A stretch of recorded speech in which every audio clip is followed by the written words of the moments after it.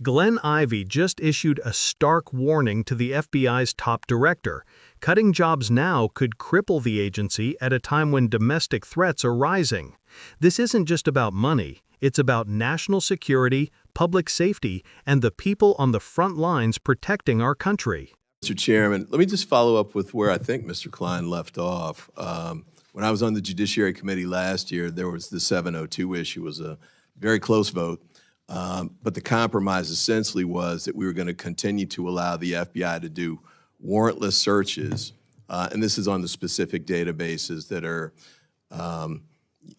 that there's access to. But in order to try and be preemptive with respect to terrorism or other types of efforts where you wouldn't have time to get the warrant. Very close vote, but the compromise was that reports were going to be filed by the FBI on a regular basis. I think to the Judiciary Committee. My understanding is we haven't gotten one yet, so I would encourage you to do that. And if you're not familiar with what happened during that era, I'd encourage you to take a look. It was one of the really most problematic scenarios the FBI had in the last 4 years. Mr. Patel, I'll tell you, I didn't support your nomination or your confirmation, but I appreciate what you're saying here today, especially the offer to work with us in trying to address a lot of these concerns.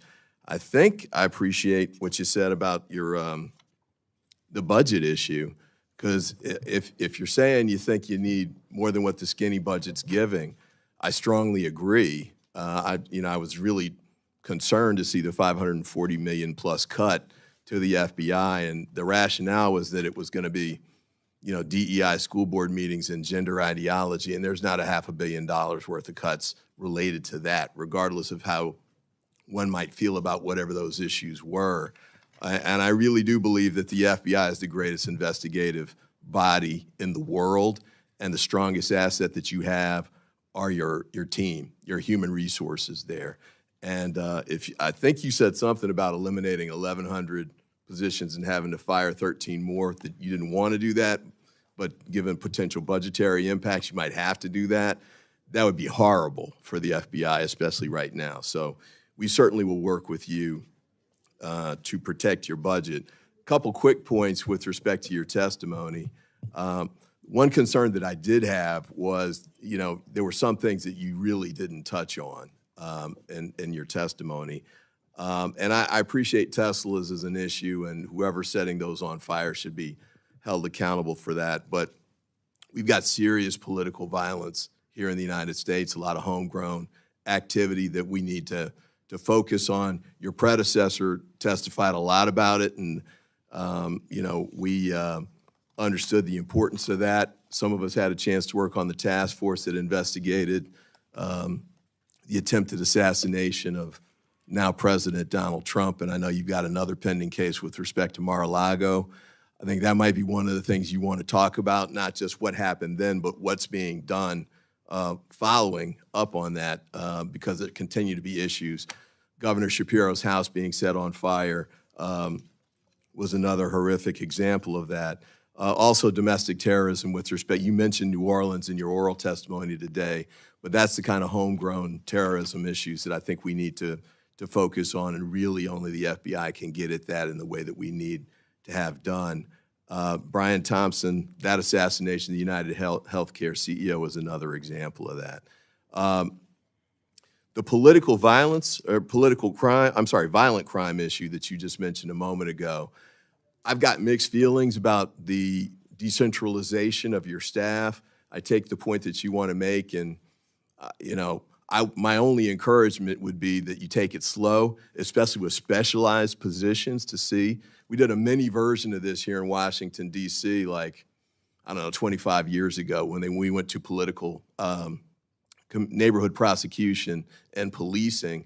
Some of it worked and some of it didn't. Some of the specialty units, like the homicide unit, needed to be re-centralized again because you needed that expertise, concentrated. And the current office, whether it's political integrity investigations, that might be one that you want to keep centralized. Civil rights is another one. So I hope you'll consider being careful about how you move forward with that.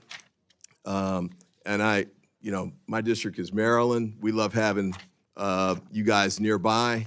and certainly would love to have you come out even more so. If you're going to do sending the agents out, my request would be that you target jurisdictions where they have serious violent crime. I was a local DA there. We were able to do joint prosecutions. The U.S. attorney at that time was Rod Rosenstein. We did some joint work, RICO cases. We didn't have RICO capability. We took the cases to him. This is MS-13.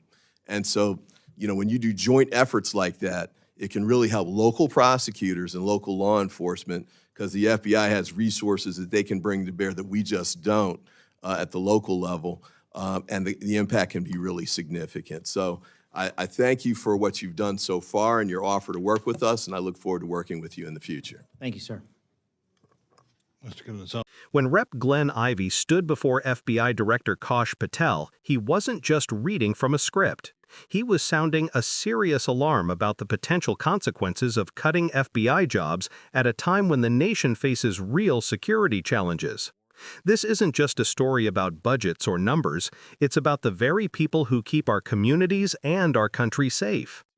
Ivey's warning, "That would be horrible," isn't an exaggeration. It's a recognition that human capital is the FBI's greatest strength, and stripping away experienced agents could weaken the agency's ability to respond to everything from domestic terrorism to violent crime. Ivey reminded the committee about past compromises, like the debate surrounding Section 702 and warrantless searches. Those decisions weren't just legal abstractions. They shaped how the FBI tracks threats, balances civil liberties, and operates in high-stakes scenarios where there's no time to wait for a warrant. But there's a troubling gap. Required reports to Congress weren't delivered, leaving lawmakers in the dark about what had happened in a critical era. Transparency isn't just bureaucratic, it's what ensures accountability in an agency with immense power. Then came the budget issue. Ivey highlighted a proposed $540 million cut to the FBI, explaining that the rationale, reducing spending on things like DEI initiatives in school boards or cultural programs, doesn't remotely justify cutting that kind of funding. These are not optional extras.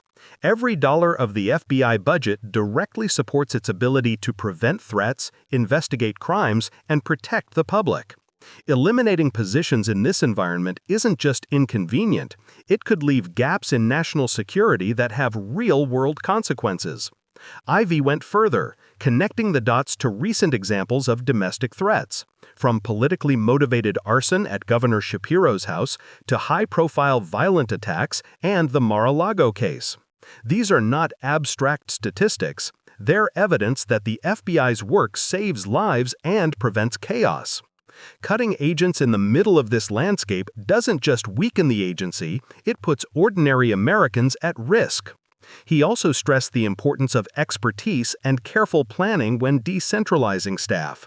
Specialized positions, whether in homicide, civil rights, or political integrity units, can't just be spread thin without considering the impact on effectiveness. This isn't a critique of management, it's a practical observation based on years of experience. The lesson is clear.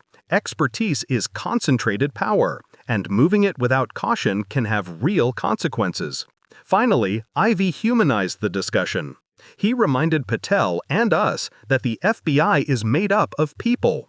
Agents, analysts, and support staff aren't just numbers on a ledger. They're professionals risking their lives every day to uphold the law. Protecting their jobs is about more than dollars. It's about maintaining an institution that safeguards society. The takeaway here is multi-layered. Budgets, bureaucracy, and politics all matter, but ultimately, national security hinges on human capital, accountability, and smart resource management. This exchange isn't just a hearing clip. It's a lesson in why institutions like the FBI need careful stewardship, and why lawmakers like Ivey push hard to defend them. As viewers, it's worth asking ourselves, are we paying attention to the decisions that shape our safety behind the scenes? Budget cuts, staffing decisions, and oversight may seem dry, but they directly impact the security of every community. Understanding this helps us engage more thoughtfully with the debates shaping our world. If you found this breakdown informative, make sure to like this video and subscribe to Left Lens for more deep dives that help you understand the stories behind the headlines. Staying informed is the first step toward being empowered.